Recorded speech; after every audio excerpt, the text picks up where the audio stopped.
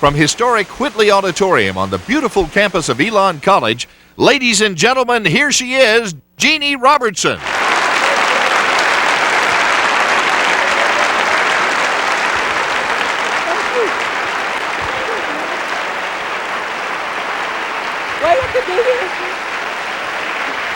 Thank you. Thank you very much.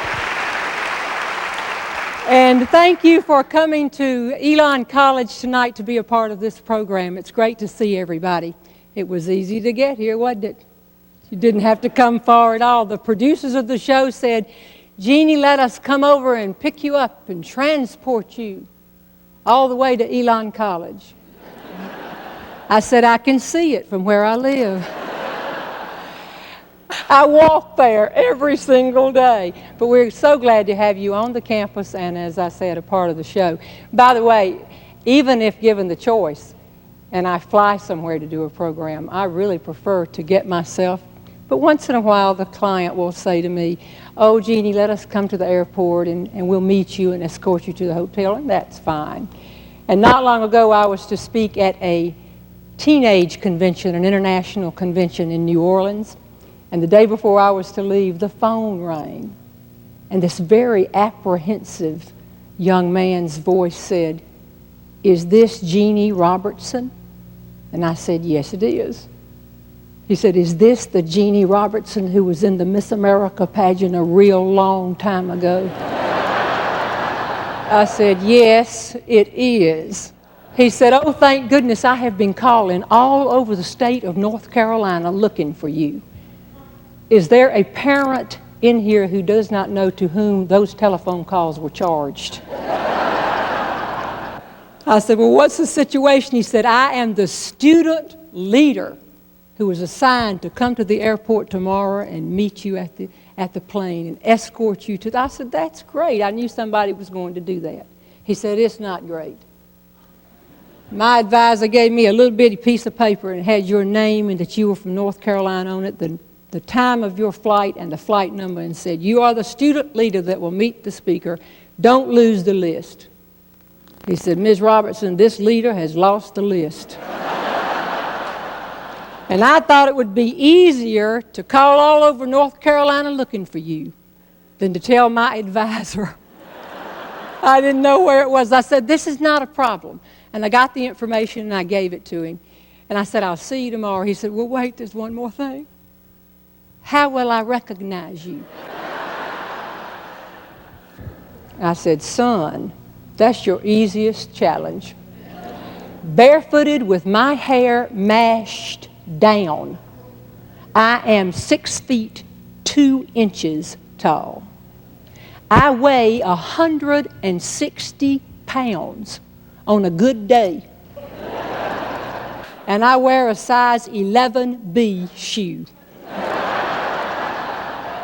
And then I said, son, those size 11B shoes will have 2-inch heels.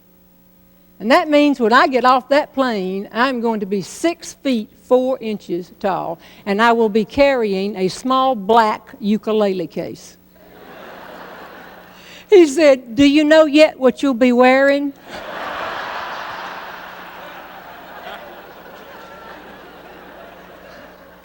There's some people back there sitting with their buddies, and they have put their chin in their hand, and they've leaned over to whisper. They're sitting there, and they're saying, did she say she had been in the Miss America pageant? Bet she's got a copy of it at home on reel-to-reel.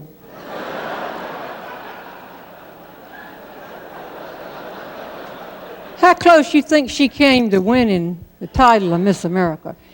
And what in the world is she going to say tonight that will be of value to me? Well, we might as well get this pageant stuff right out of the way. How many of you remember when I was Miss North Carolina? Would you raise your hand? Look at that. That's fascinating. You're old people.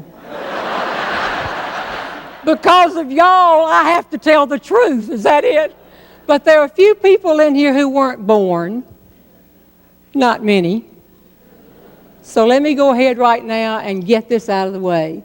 In the Miss America pageant, and that's the way we say it in Alamance County, the Miss America pageant.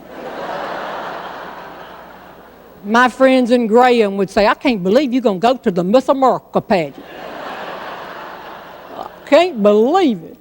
In the Miss America pageant, I finished 49th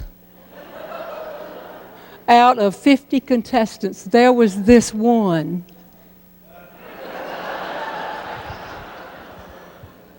Pitiful contestant who played the comb for her talent. Oh, wait a minute, you can't laugh at that. I know many of you, you're comb players. Try this on a rainy day. When you're stuck with a whole lot of little children, you've done everything that you can do to entertain them.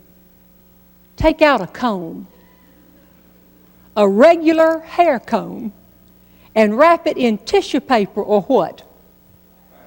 I knew you were comb players. Wax paper, and play anything that you want to play. This contestant wanted to win badly. She had her high school shop class make a big comb. And they wheeled that thing out on stage on a little comb cart. And she picked it up and went to town. And she had me scared to death. Can you imagine coming back to Graham, North Carolina, having been beaten by a comb wrapped in tissue paper? But she knew something. She knew something that I should know as the speaker here tonight. And she knew something that everybody in this room needs to know. She was only 18 years old. 18. But she had taken the time to sit down and carefully figure out what she needed to do to be successful working with her particular audience. And she also had a sense of humor. Because when she finished with her comb routine, everybody there was on their feet, which is what will usually happen when you play the national anthem.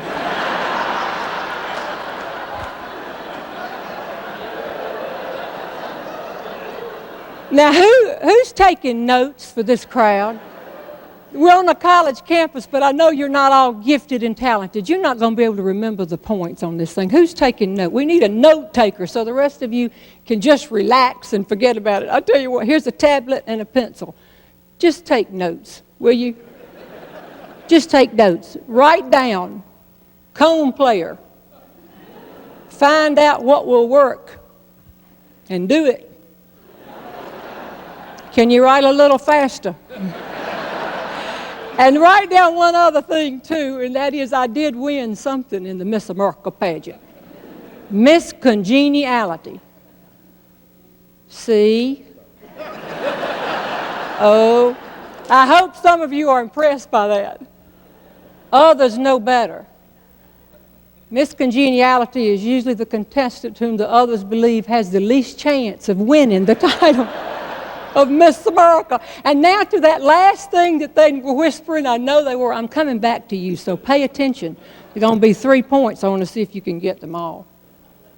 What could I possibly have to say tonight that would be of value to you? I am here tonight to remind you, just like I have to remind myself, that if you are not using a sense of humor on a daily basis, you are not using what could be a tremendous asset. Now, I have to stop a minute when I say that.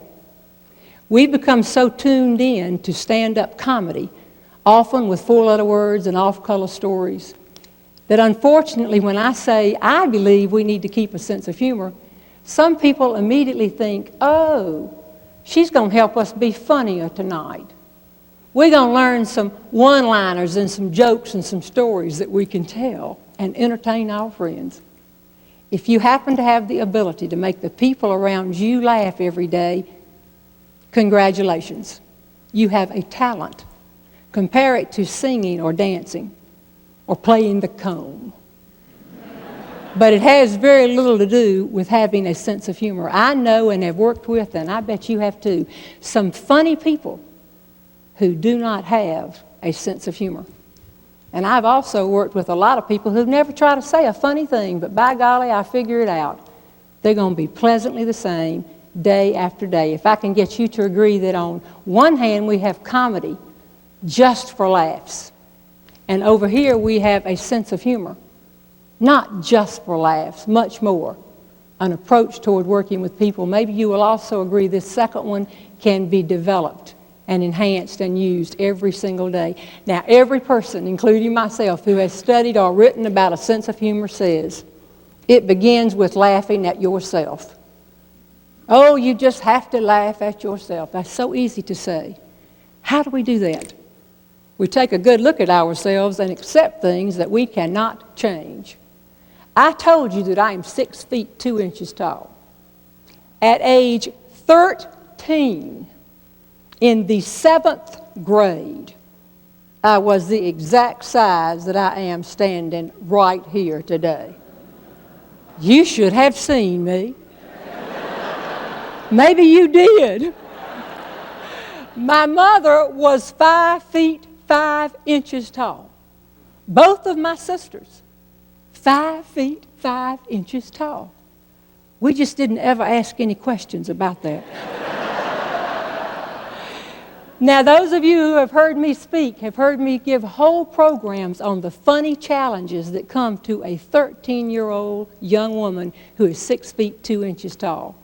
The interesting thing, though, is that it continues way past being in junior high school. I am 56 years old.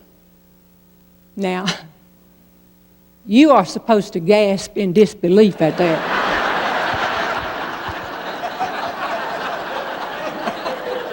And maybe say, no way. Why don't we try that again? I am 56 years old. Oh, thank you so much. Even at this age, walking in airports, people say, lady, who do you play for? Can you dunk the basketball? How long does it take you to sit down? These are intelligent. I have a tall friend who told me he got so tired of people saying to him, did you play basketball? He started saying, no, I didn't. I used to be a jockey, but the big horse died.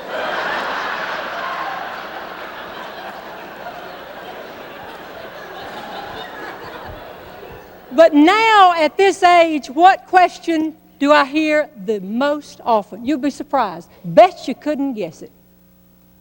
I make my living giving speeches, so that means that almost every day I'm with people that I don't know. And every single day, somebody comes up and they say, is your husband with you? When you are 6 feet 2 inches tall, people don't mean, is your husband with you? They mean, how tall is your husband? My husband, Jerry, and that's what a lot of people call him because that's his name. But I call him LB for left brain. I love this man. He is my best friend. He's a great guy. If he were not a great guy, he wouldn't let me tell you all how left brain he is. LB is 6 feet 6 inches tall. Played basketball at Duke University back when 6'6" was tall. Now that's a point guard. Our son Beaver is 6 feet 8 inches tall. But we have never pushed that boy into basketball much. We just said, if you want to eat, you play. Make up your mind. And of course, the son is very right-brained. I think it's important to mention, Beaver is a graduate of right here, Elon College. And to this day will tell you, they were 6 of the best 4 years of his life.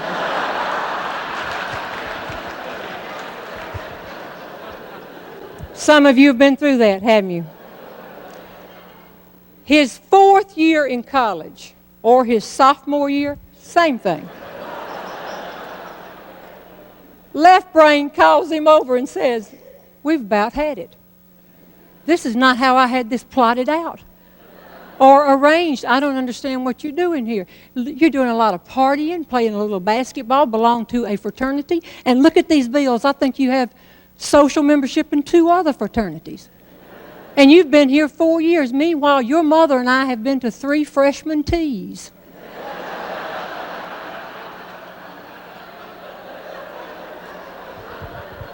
Don't you have any idea what you want to be? Old Beaver Right Brain says, yes, sir, no problem. I want to be a junior. What's the problem here?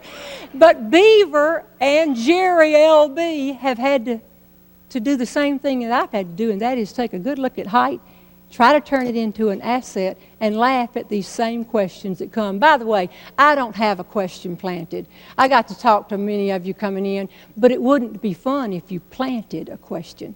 Help me illustrate this one more time. Somebody in here, anybody, shout out a question that you have asked a tall person, or you've heard someone who's not as sensitive about things like this as you are. Ask a tall person. Let me have a question. How is the weather up there? Who said it? Who said it? Right here? You get on a college campus and your creativity just flows, doesn't it? How is the weather up there? I heard one tall person say, the next time anybody asks me anything about how is the weather up there, I'm going to tell them it's raining and spit on the top of their head. But thank you for asking any question. It doesn't matter. I've heard the questions, but here's the point. I'm not here to talk about the advantages and disadvantages of being a tall person. I'm here to remind everybody we all have things about ourselves we might change. And those of us who can't laugh at it truly cannot have a sense of humor that is an asset. For example, have I told the short people in here anything new? Where are they? They always get in.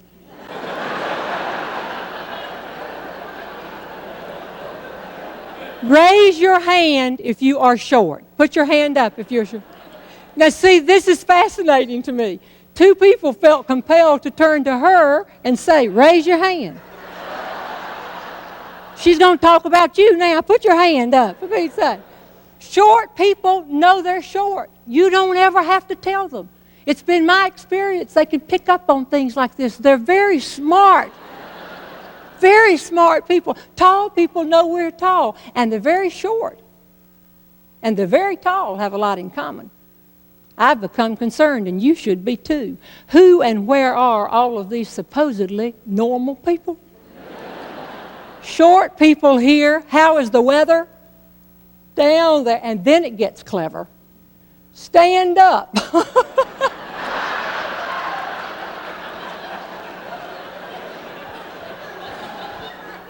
I have been standing here since I started, poking fun at me and poking fun at some of you at the front who just naturally lend yourselves to be poked fun at. And I have done so to illustrate what I believe is the most significant factor in having a sense of humor that is an asset. See, everybody in here has a sense of humor. It's just some people have such a bad one. I did not want to be a speaker as a child. I wanted to be a star ballerina. But it didn't take me long to figure it out. There are not many ballet companies willing to pay 4 male dancers to hoist the female star. Can't you see them? Get her up on the count of 7. So at age 13, I took a good look at this height and said, I can't do anything about it, but I believe I can turn it to my advantage. By this point, I have looked every single person in here smack dab in the face at least once. For some of you, that is enough. I will not be back your way. And if you people could take yourselves apart and put yourselves back together again, there's some stuff you might want to consider leaving out. We don't have that opportunity, but we always have the opportunity to laugh at ourselves. All right, what kind of notes have you got over here? Forgot how to write. No, you better not have. You're taking, and let me see them. You're supposed to have number 1, laugh at yourself. You have sense of humor, miscongeniality, comb player, tall woman, blue suit. What does this mean?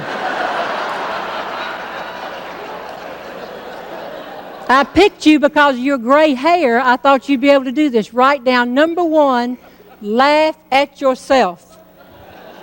Do it right now. We're not leaving till you get it done.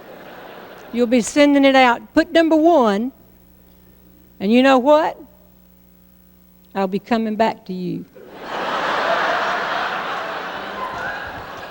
In addition to being able to laugh at ourselves, there is a second thing we need to do to have a sense of humor that is not just for laughs, but turns out to be an asset. And that is, make it a priority to find humor in our everyday experiences.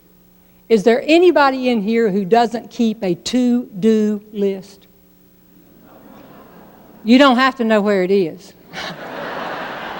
That's immaterial. You just start the day with a to-do list. You know what I like to do? I like to sit down at the end of the day and think back about the things I did and then write them down and mark them off. Just this. But I bet I'm the only one in here who writes on her to-do list every single day, find something humorous. And I don't mark it off until I do. When I first started doing this, it wasn't to work on my sense of humor. When I left teaching and coaching and went into speaking full-time, I tried to think, what could I possibly do to set me apart from other speakers? And then I realized that as a part-time speaker, I had been, for years, telling the true things that happened in my life. So I made an even more conscious effort of finding stories every single day. Then one time I was in the Atlanta airport and all the flights were grounded due to bad weather. And people were fussing at each other within families and complaining and acting ugly to the gate agents. And I was walking along behind them with a tablet and a pencil, hoping that they might say something that I could turn into a piece of material for my speech. And then in my gate area, I looked around. And everybody there was agitated but me. I was so intent on finding the humor in the happening that I had forgotten to get upset. Some people have said to me before, that's a good reminder, but I don't think I need to write it down on a to-do list. I think we do. So that every time we look at that list, it is a reminder. Look for the humor that's around us every day. It can be a simple line that we just overhear. I passed 3 men early in a hotel right outside the restaurant in the hotel, and they were in little business suits, and they had their little briefcases, and I knew they were there for a morning meeting. And right as I walked by, I heard one of the men say to the other two, and I quote, she said, "If you want a hot breakfast, you can throw a match in your cereal."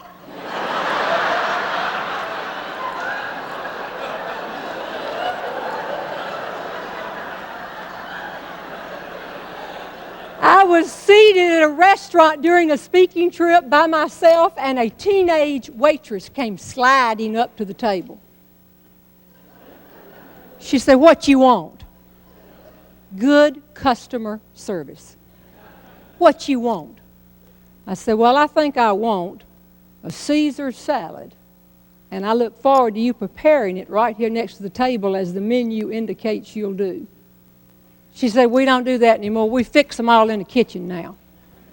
I'm looking for humor. Why would I let that pass? I said, "Why?" She said, "They told me that if you fix it out here at the table and you get to stirring around in that bowl and lettuce falls on the floor and the customer sees it, there's nothing you can do with it then but throw it away."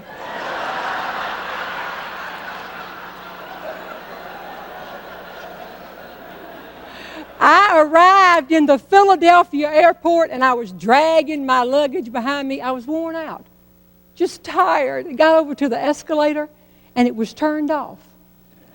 And I remember thinking, I'm going to have to pick this stuff up, carry it all the way down. Then I thought, no, I don't. Near every escalator there is an elevator, sure. Went around the corner. There was a big sign on the one that was there, "Out of order." I turned, and the first person I saw was a man whose shirt told me he worked at the Philadelphia airport. And I said, "Well, here I have arrived in your city of brotherly love. And your escalator's turned off and your elevator's out of order." He said, "The Liberty Bell's cracked too."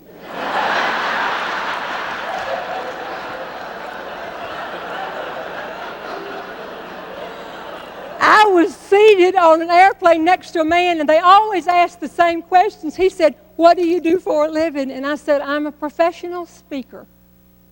His eyes got this big. He turned around. He thought I said professional streaker. He said, "Where do you do this?"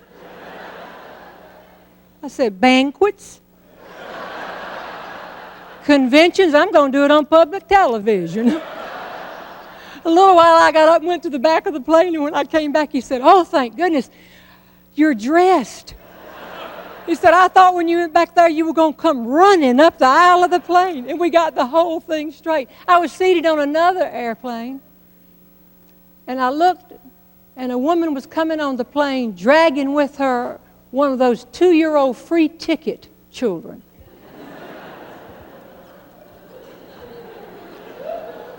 The little girl was this big.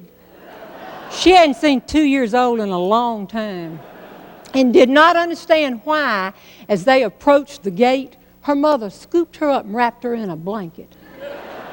And her little arms were going like this, and she was kicking, and veins were standing out on her neck. And I remember thinking, they're going to sit next to me. They're going to come all the way down this aisle, and they're going to sit right there next to me. And in a minute, sure enough, there they were. And I did an intelligent thing. I looked out the plane window so that if maybe we didn't make eye contact, she wouldn't claim a seat that had been assigned to her. But in a minute, she tapped me on the shoulder. Oh, sure, certainly, yes, go ahead. They went by, and the little child had on thick shoes, and when they went by me, knocked me in the head. And so when she sat down, I gave my pageant smile. And I said, when they close the door to this plane, if there's an empty seat anywhere, I will move, and you can have mine for your little girl. And she thought I was a truly nice person. And they shut the door, and I was gone. And the only seat I could find turned out to be next to a man whom I later found out to be 86 years old. 86. I said, "Well, I know you'd rather have an empty seat next to you, but there's a lady back there." I explained the whole situation. When I finished, I said, "Not only all that, I just don't want somebody crawling all over me during the trip."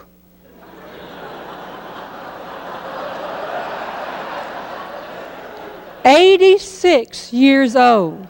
He said, "Well, I make no promises." I find these stories because I've had people say, "You know what, Jeannie?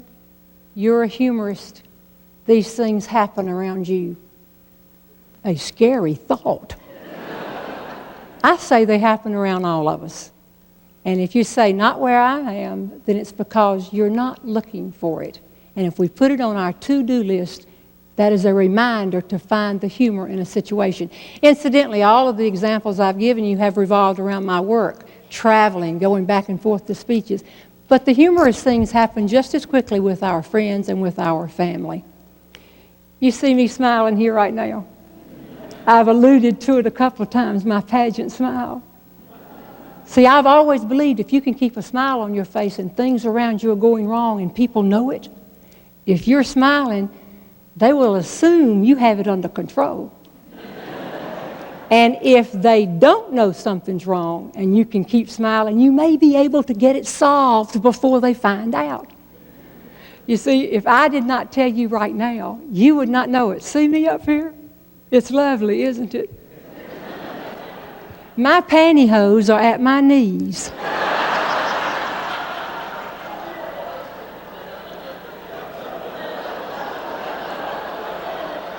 A lot of companies don't make pantyhose for 6'2" women. And I get caught on the road and I go and I buy, and before my speech I step off and I pull those pantyhose up. I start at the toe. It takes a long time. And then I come out here and immediately they start working their way down. One night I took a step and it was like a rubber band, whoosh, right up behind me. I'm mentioning you this because if we're discussing finding humor in everyday situations, my longtime secretary, Tony Meredith, has worked for me over 20 years. Actually, her title is not secretary. Her title is national coordinator. That's what she calls herself. One day she came in and said, I want to be an international coordinator. Look, I've booked you in California.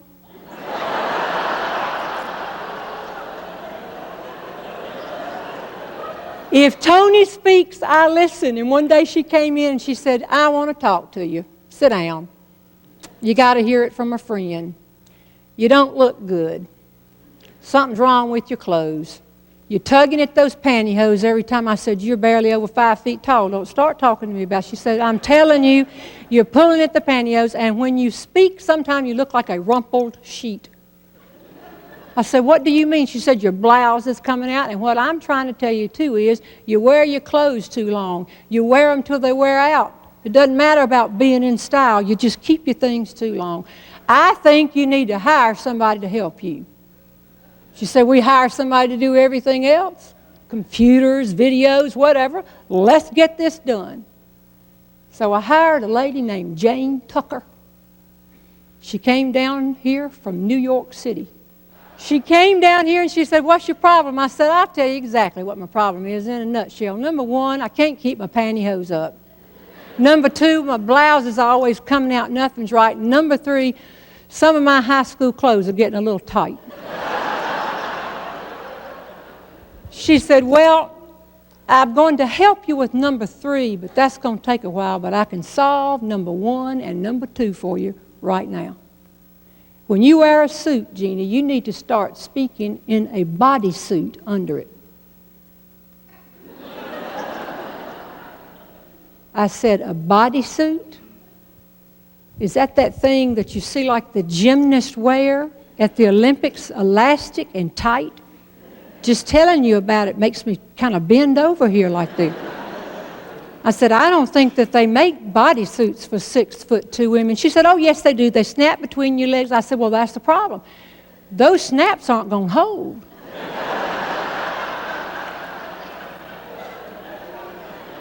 She said, I'll have you know those snaps will hold an elephant to a tree. I said, no, it doesn't seem like to me that that's going to work on me, Jane. I can see where it would not come out and it would hold up but I just don't. She said, well, if there is a problem, we will buy a 4-inch extension. You can get them, and they have those same elephant strength snaps on either end.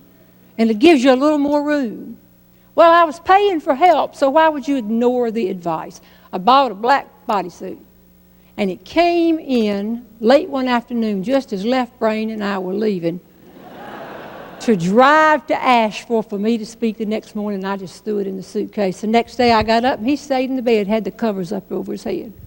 And I pulled this thing out of the sack. And it looked like a large headband.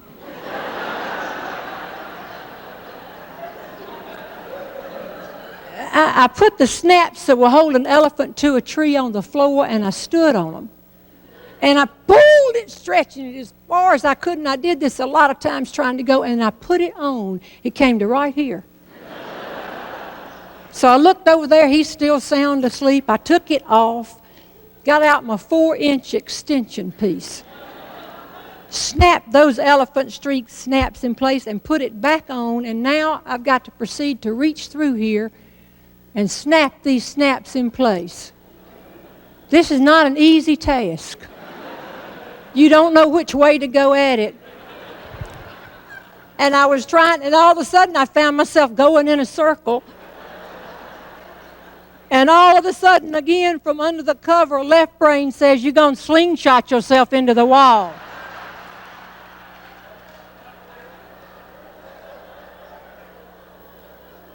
I said, get out of the bed and get on the floor and help me get in this thing. So he got on the floor and he started pulling and tugging, and the first thing he said was, these snaps aren't going to hold. I said, these snaps will hold an elephant to a tree.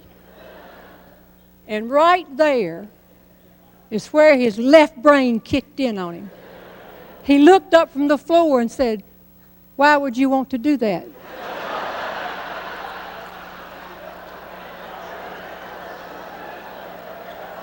You know, we don't even know anybody who owns an elephant. I said, just get the snaps done finally.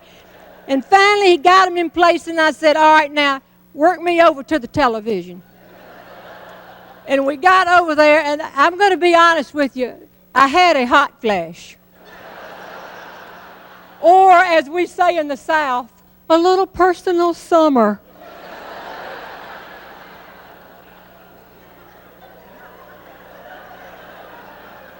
Now, see, the men don't understand this, but the women do. You don't just stand up in something like this. You have to work your way up. We're born knowing how to do this. You slide into it. You come here, and you come back, and you finally work your way up. I said, all right, turn me toward the door. I'm going down and make my speech, and as I was leaving, I heard left brain say, I'm coming down and sitting in the back. I got to see this. I remember this speech so well because a lot of people wrote on their evaluations, the speaker had such good posture. From the second they introduced me, I was in a personal battle with that bodysuit. It would just pull at me. I'd be walking along, just... People in the audience started reacting.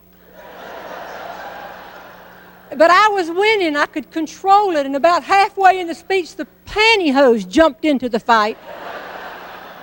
So one would go this way and one would go the other way.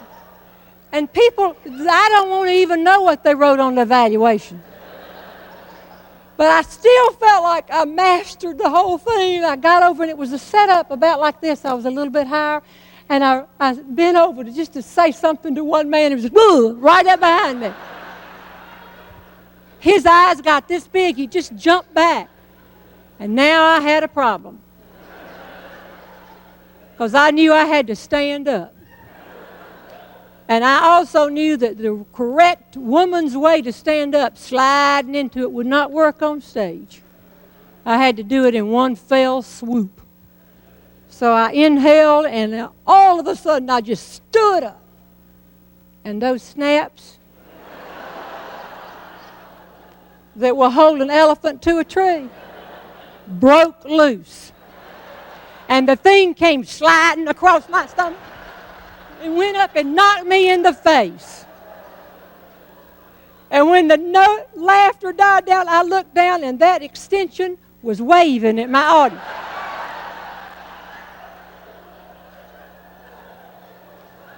All of a sudden, in the back of the room, left brain stands up and starts going. Later I said, Jerry, what were you doing? He said, I was trying to tell you, the snaps didn't hold.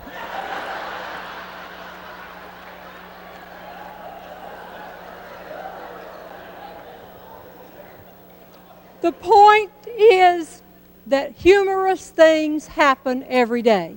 And when I, as a speaker, decided that I needed to have my own material and not rely on jokes, and really made an effort to find it, I found out that it was happening everywhere, all around me, most of the time.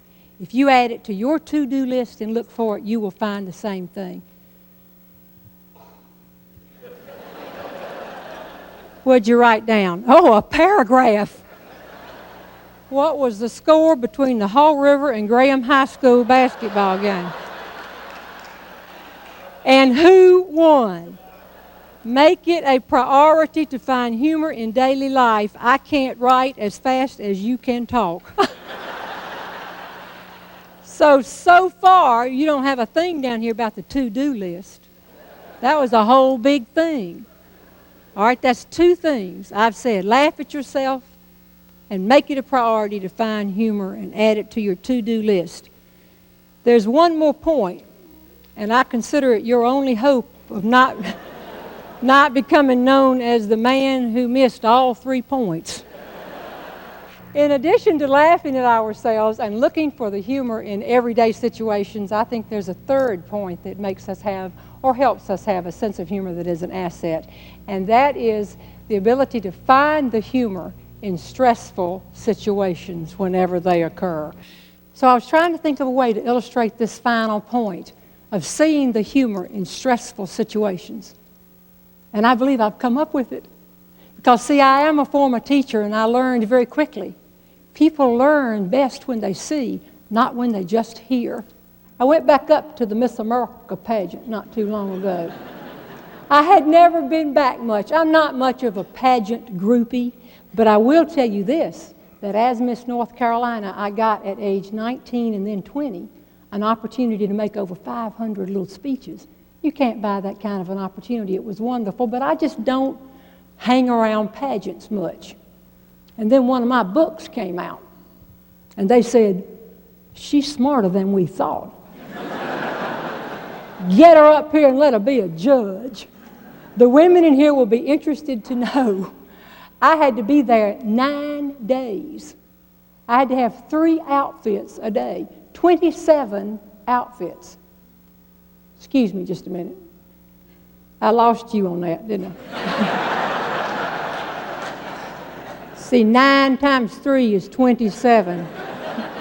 You know what gave you away? Counting on your fingers. It'll do it every single time. All that summer, I stopped tall women in airports, and I'd say, do you have something I could borrow, please?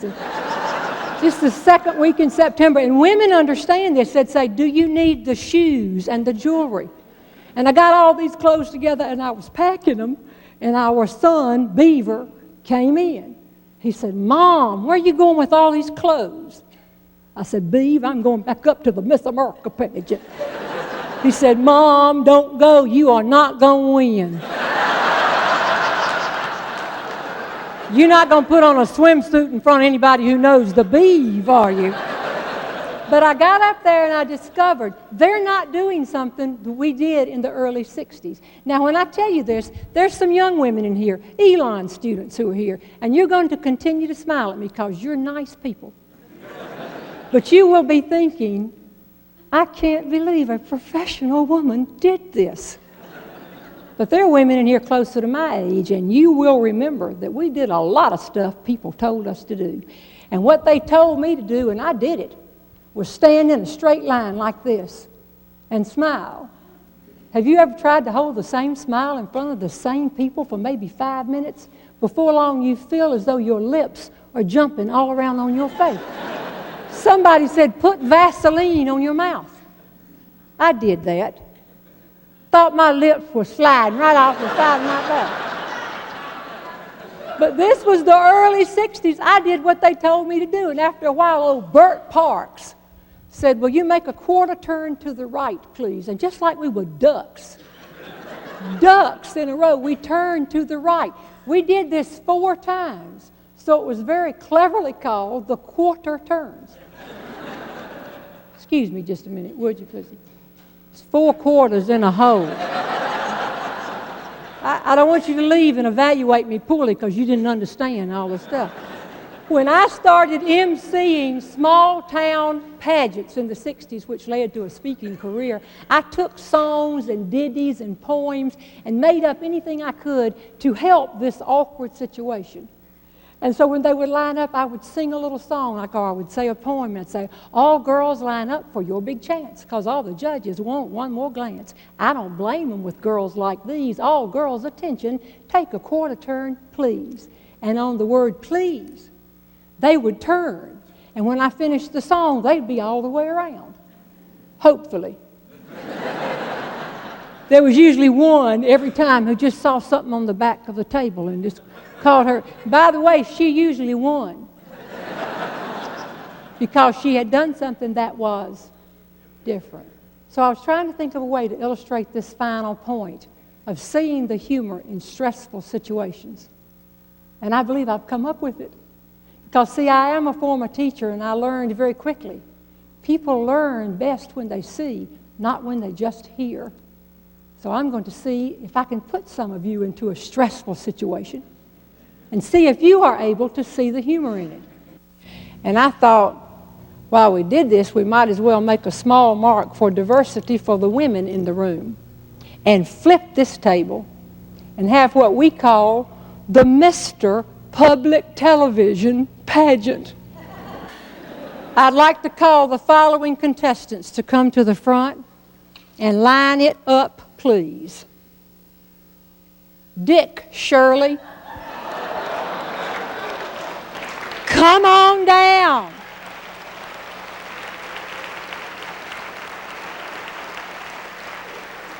Gray McCaskill. Where's Gray? There you are, right here. Line up. Ronnie Crawford. Oh, you know Ronnie. Get over here and line it up right here next to them. Shelton Fields. Is that you? Bring this line out a little bit. Bring the line out just a little bit right here. And since this is Elon College, what I wanted to do was have Dr. Leo Lambert, the president, but he had a meeting tonight and couldn't come. So I called Alan White, Dr. Alan White, the athletic director, and I said, Alan, give me the names of some people that I can pick on. And he said, oh, you ought to get George Troxler or Jerry Francis. Oh, he just started naming the names. It was funny. That's why I thought I'd write down here, Dr. Alan White. Get yourself on down here.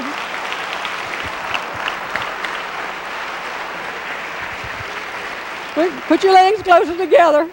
Make an even line. Put your hands to the side. You look real good. You've been to a funeral. Now, come, get up here. Hands to the side. Now, we want an even line. I tell you what we're going to have to do to get an even line, Ronnie. Well, look at you. If you had known this, you'd have worn your good teeth, wouldn't you? Look at this man right here. He's getting ready for pageants. Got your braces on, haven't you? That's it. Now, are we illustrating seeing the humor in a stressful situation? If you were up here, would you be stressed out just a little bit? But I've done a sneaky thing. We're also looking for humor in our everyday situations, and we're illustrating accepting things you can't change. Look at these people. They would have changed some of this, you know, if they could. But is there a woman in here who does not know what we're having right now is called Get Even Time?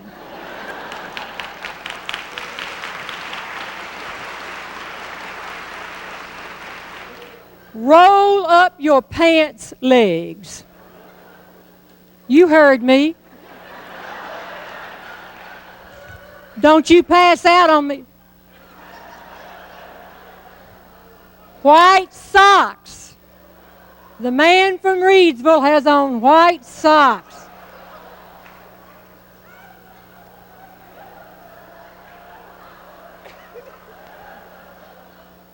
Now, when I say make a quarter turn to the right, please, I want the group to help me on the word please.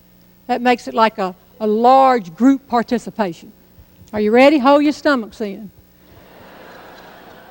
All guys line up for your big chance because all the judges want one more glance. And I don't blame them with guys like these. All guys, attention, take a quarter turn, please. Slowly they turn.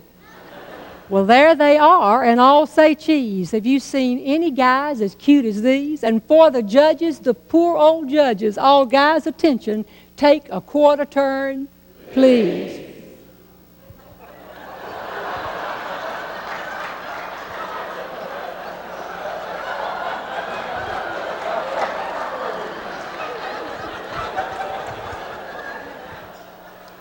I've seen a lot of he-men, all of them mighty and strong. But when I look at this group of he-men, I wonder what went wrong. Will you make a quarter turn to the right, please? Well, there they are, as you can see. One man will be Mr. Public TV. And we're so proud of men like these. All guys, attention, just one more quarter turn, please. Now, you all knew when you entered that everybody can't be a winner. But in this pageant, it's going to take some of you. Well, we're going to try to let somebody win a little something, everybody win just a tad bit. Step out here, Dr. White. Do not get excited. You have not won. You are what we call the first to be eliminated. You know exactly what that makes you. You are? Mr. Congeniality. That's it, Mr. Congeniality. He's out. Step out here, please. I want you to look that way. I know your type so well.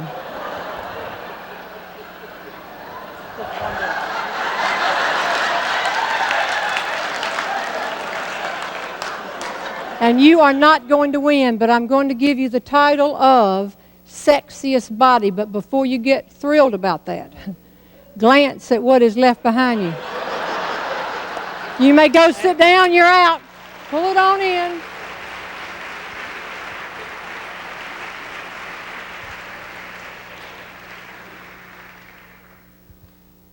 I've put your final 3 contestants in what people my age will remember as the soundproof booth.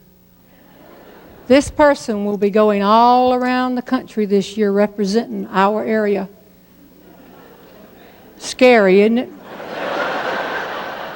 We're going to do what we can to help make sure that they will be able to do their interviews and be able to conduct themselves wisely. Step out here, please.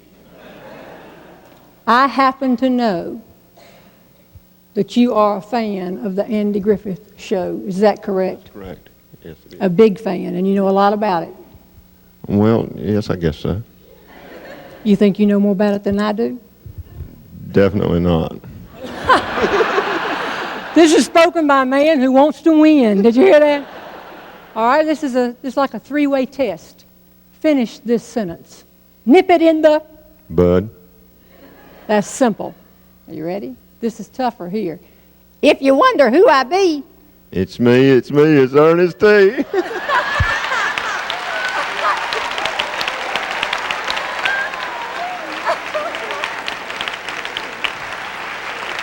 right. This is tough, okay? Winkin told Blinken. Blinken told Nod. Nod told Barney. And Barney, I tell you. Back up, you still got a chance. Step out here. How you doing? Are you having fun yet? Yes. You are having a good time, aren't you? You've already sized this up. You can beat these 2 people. I would think so. You're going to be stranded on the old proverbial deserted island for 2 weeks. You'll be rescued at the end of 2 weeks, and you may take 1 person with you. You have a choice. Aren't these the kind of questions they ask the women? For years. And we stood there and answered them. Your choices are Dolly Parton. Didn't get any registering in there at all. Let me get someone more of your era. Katharine Hepburn. Or your very lovely wife. Well, somebody out there isn't taking his. Did you hear that? Whom would you take and why? My wife, because I love her. Oh, back it up.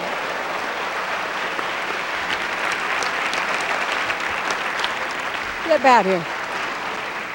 I'm so excited about this. I love Elon College because our son went here and we live nearby. But I'm a graduate of Auburn University and I love them. And my husband played basketball at Duke and we pull for Duke. And you're a Carolina fan. Absolutely. You want to win this pageant? Would you like to win this pageant? Yes, you would. Yes. Fame and fortune. Okay. All you got to do is sing. I've been waiting this a long time. Just give me one little chorus of Go Blue Devils, go. Will you sing or not? I'll sing. Boy, you sold out in a hurry, didn't you? Let's say cover. Don't send my son to David's son, a dying mother said.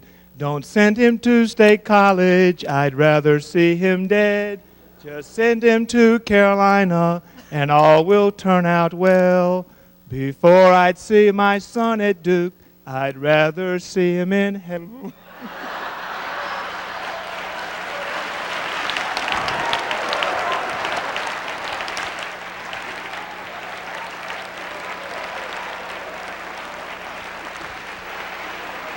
You three hold hands.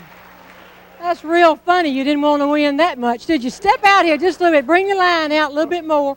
You three hold hands. Have you ever seen a pageant when the last three did not hold hands?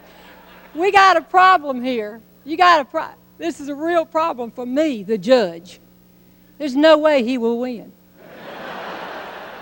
Absolutely no way that he would win. I thought he would want to win badly enough that he would just do one little go blue devil go. Over here you got a man after my own heart. Knows about the Andy, even knew it's me, it's Ernestine. And in the middle you got a liar.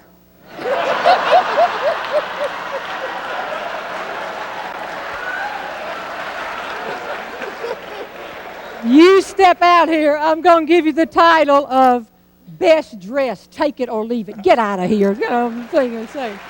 Down to 2. Bad news, step out here, let go. I got bad news and worse news. Bad news is you're the runner-up.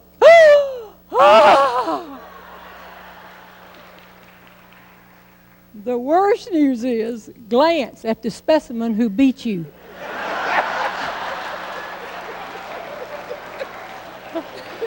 And now what we always say, in the event that anything happens to him during the next year, the title will be all yours. You go home and wait by the phone. The winner is right here. Yo, way to go, wait. You may go sit down.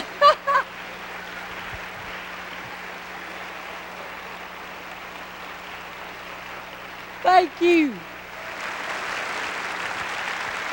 I've had a wonderful time here tonight. I realize that in the next few days, many of you that have never seen or heard of me before tonight won't remember my name because you don't know it now. You thought you were going to the basketball game. There was a crowd and you came in. But maybe you will remember that comedy is entertaining people, but a sense of humor is being able to laugh at yourself and see the humor in stressful situations as they did, and of course being able to look for humor in everyday situations. What you got down for number 3? Just had a senior moment. I forgot what I was to do.